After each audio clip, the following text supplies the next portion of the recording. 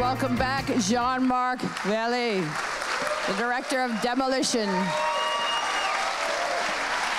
Thank you. And please welcome back Mr. Brian Sxsw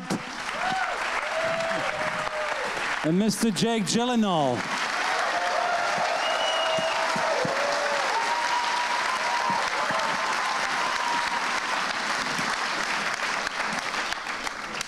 I'm going to start, but we do have mics set up in the audience. If you'd like to line up, we have a few minutes for questions.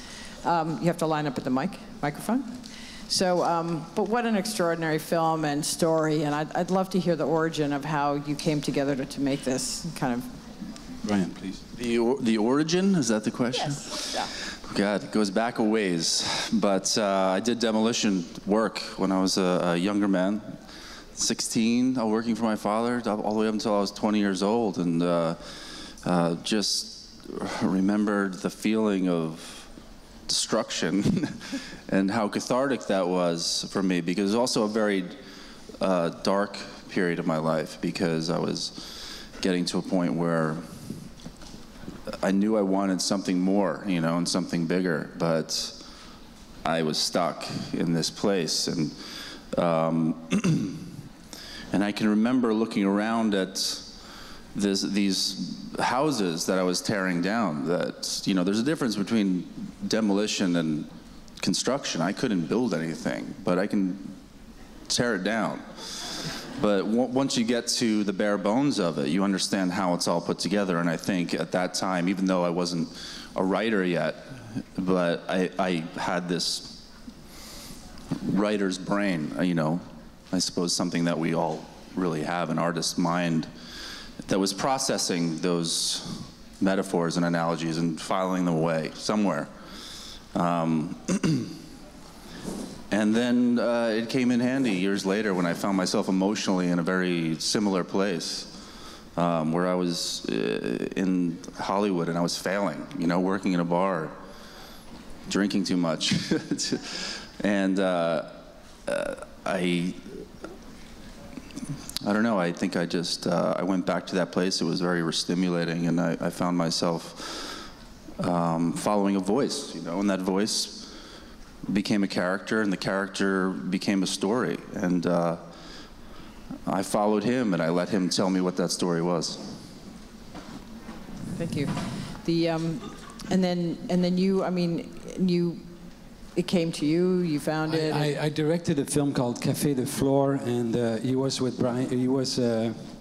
Brian was with Ross Smith and Leon Halfin, who were developing the project as producers, and they saw Café de Flore in Toronto, and they sent me the script, and this is where I went, oh my God, I want to direct this thing.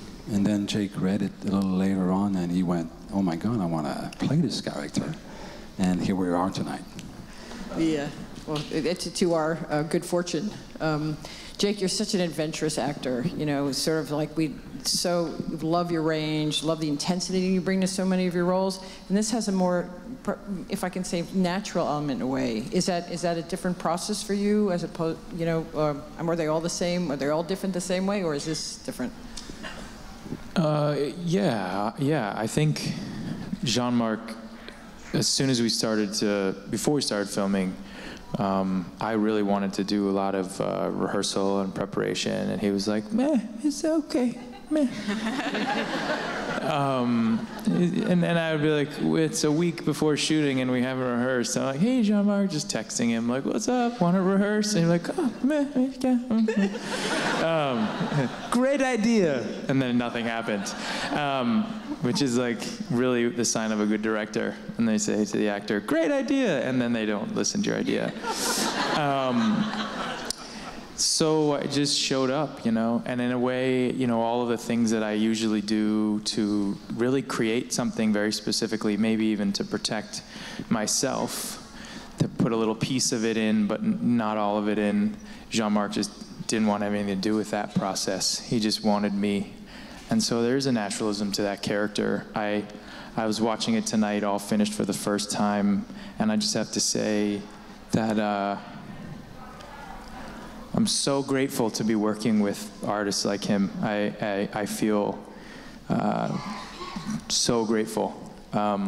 He just is a beautiful filmmaker, and it's a beautiful script that Brian wrote, and just a really fun story to watch as well as a really moving one, and it's just a beautiful work of the two of them, and I just am really proud to be a part of it. And I was a little embarrassed to play the part because sometimes I felt like I was a little close to myself. That's all that Jean-Marc wanted, and I thank him for that.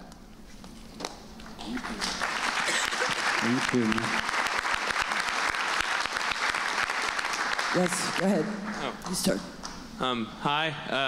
I'd like to say that I think this movie will be memorable for the year. In all of you guys' areas, I think the directing was great, the writing was great, and the acting was great. I really think it'll be memorable. But I would like to ask a question about the editing in this movie. I really think it was very well edited, and it was very different. And I would like to know, did you write it for the edit, and did you direct it for the edit, and like how did that both of you guys' creative minds go into making this movie for the edit?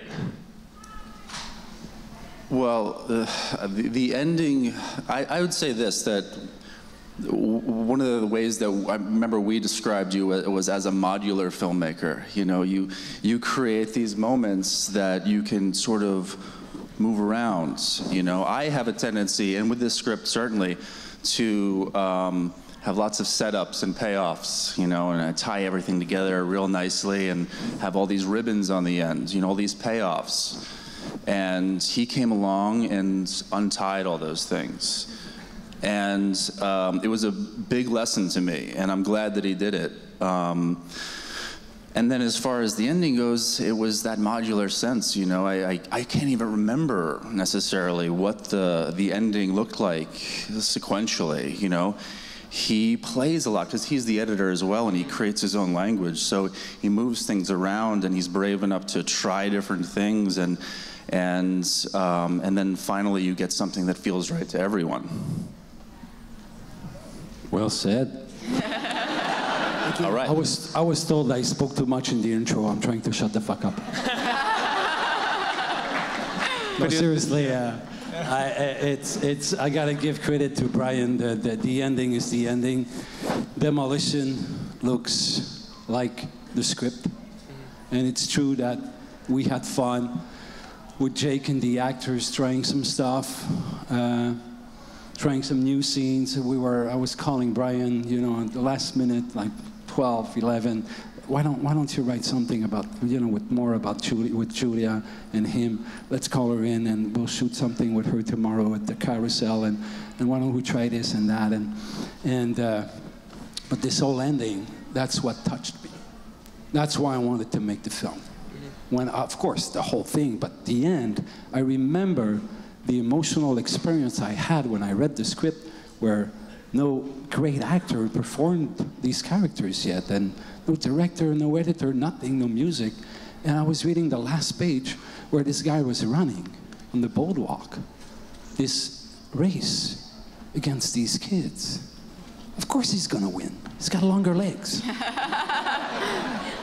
And it was such a, wow, such a win where it was paying off. He was finally running faster. And it's an easy win. And it's just a little bit of hope. And that shows that he's going to try another win. That might be tougher. But it was amazing. I got emotional with all of his writing. And there was those letters that became a voiceover. It was so beautifully thought. And that's why I'm saying heart and soul. These two guys, they put so much of their heart and soul into this film. I'm so proud to be with them tonight and to offer finally this fucking film to the world. Thank you. Go ahead over there. Hi, yeah. So this is a question that I was sort of thinking about earlier in the conversation. But I feel like there's like a lot of unanswered questions in the movies that you are in. And I think one big one for me is how exactly does one suck a fuck? I'm just kidding. That's not actually the question. So I feel like this movie tended to portray, I think, the reckless side of people that is typically subdued. And I just wanted to know how it was to write and to portray that. Was it at all cathartic? I lost you at some I was going to say that you used fuck in the wrong context, but that's cool. No problem. We need to work on that. But that's okay. No, I really need the question again. I'm not sure what you were asking. So like, I feel like people tend to have like a reckless drive, like a sort of need or a want to destroy things in their life, but it's typically kind of suppressed. And I was just wondering how that was to sort of portray that on the screen. Was it at all cathartic? Or? Oh, it was completely cathartic. You know, I think that the movie and the script are sort of elevated slightly above reality. You know, and the things that his character is experiencing are things that I was certainly feeling at the time, you know. So getting him to do these things and say these things and see through his eyes was my way of feeling those things as well.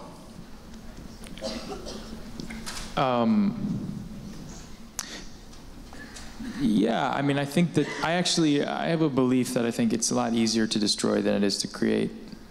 But I do think that there is a satisfaction in destruction. I think there's a very childish part of ourselves that, you know, most kids when they build something end up kicking it over, you know. And the part of ourselves that has that little kid in us does the same thing. And it's satisfying. But ultimately, you know, it has its ramifications. And I think the interesting thing for this story, for me, was like, yes, it was really just kind of great to break shit. And Jean-Marc had built a piece of a house that, you know, we could just destroy. That was fully, you know, stocked with everything, food, you know, appliances, and we got to destroy it, and that was great fun. Yeah, I mean, that's what makes my job so great. But at the same time, I think there's something in it in the metaphor of the movie that, like, you get to the end and now this guy has to create something, you know? Now the real hard work begins. Right, yeah, thank you. Great film. Thank you. Sid? Go ahead. How you guys doing? So I feel like one of the hardest things in filmmaking to do is to blend comedy and drama in such a wonderful way. I was wondering through each of your processes what you guys kept in mind to blend these two different genres together. Well, I must give again credit to Brian. It was on the page already, so there was a lot of humor, there was a lot of drama. I got emotional, as I said earlier. I laughed out loud, and then we get to cast and meet, you know, actors and start working, and it's evolving. And we know we have a plan. The plan being the script, and then it evolves, and we know that we want to be funny here. That okay, but this is a dramatic scene, and then we try some stuff. And this guy is the master in trying some. He nails the first take is always emotional and very. I was always like instinct, and then he tries right field the second take, and left field the third take, and I'm a little bit unbalanced, and I get like, what is this? And then it gives me a little bit maybe of I never heard it with this music. And it might be funny. It might be, yeah, it might be a good time to bring some humor there. And then he tries something else where, oh, I never heard it that dramatic. So it's just reacting to what they're giving me and what they're doing. And then we find, but we knew by the base that we had a subject matter that was dramatic. Therefore, let's bring some humor in it. And this guy has a sense of humor that is a little sick. And beautiful, because, you know, making fun of grief and losing someone, it's touchy. It's like, but he managed to do it, to do it in a way where we still care for this guy, instead of saying, hey, fucking asshole, you just lost your wife. Come on. No, we just sit there and watch his thing, in his crisis and starts to laugh. And I was there in the room, and you got it. You guys were so fucking great tonight. You laughed at the right places. Everywhere. Let's bring this audience. Well, I'm sorry, we actually don't have time for any more questions, I'm sorry to say, but it was a thrill, really. Well, we can take one more. If we No, it's okay. One more, we'll go with one more, you've been waiting. I've been trying, when I was watching the film, to compare it to something, to have a frame of reference for a question. And every time I tried, every time it was dramatic, I was like, yes, it's this, and then suddenly it was funny again, and I was like, damn it. I can't find a frame of reference for this movie. And then I eventually figured out Shel Silverstein. People are going to nitpick this movie for pretty much as long as there are film schools.